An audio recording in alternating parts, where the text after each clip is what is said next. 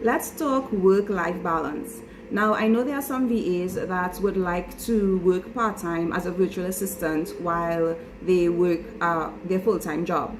And there are some VAs that would like to work at home full-time. You know, there are some VAs out there that may be young moms, or you may be finishing up university. There are many different situations where work-life balance has to come in play. And, you know, once a person is alive and they're working, you need work-life balance, right? So everybody fits in. So if you are a virtual assistant or you're considering starting your VA business, I always tell my clients that you need to have that work-life balance, and it's better to have that work-life balance from the beginning instead of trying to catch up with it after.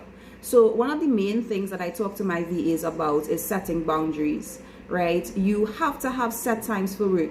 During my when I start full consulting with VAs, one of the first things I ask them is to write out how many hours they really have available. Not how many hours you think you have available, but how many working hours you have available. So for example, let's say you are working full-time, you know, whatever job you have, and you come home as a virtual assistant. You may think, okay, well, I get home at 5 p.m. and I can work from 5 p.m. to 10 p.m. But is that really your available time? What about eating? What about washing clothes? What about cooking food? What about, you know, sitting to breathe on the couch for 5 minutes? So you may not have 5 p.m. to 10 p.m. You may have 7 p.m. to 10 p.m. where you take some time for downtime, or you might have 8 to 10 p.m. or however you decide to work. But you have to keep in mind that, especially for those that are working full-time, that you're going to have life things to do when you get home. So you can't just come from work and do work. And even as a full-time virtual assistant, if you're at home and you have a full complement of clients, you also don't want to be always available.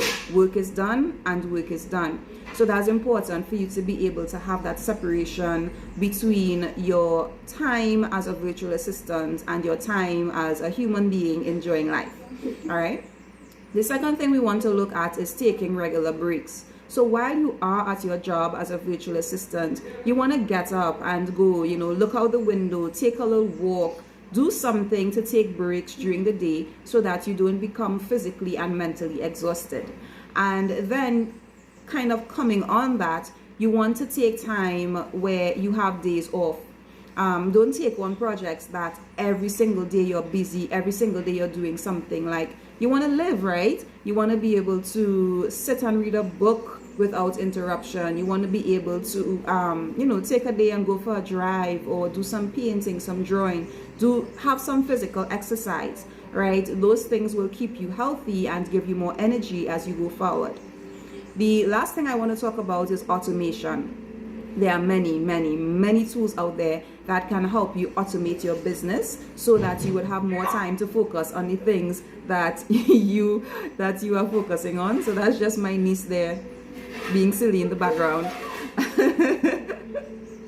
So yeah, so you want to automate your task, and as you do that, you would have more time to focus on the things that are important to you. As a virtual assistant, you are a business owner and you're going to have a lot to juggle, and I just want to encourage you as you juggle those things to keep that work-life balance in mind, because when you are healthier, you are able to give more to your clients, and when you are healthier, of course, you are able to enjoy the fruits of your hard labor.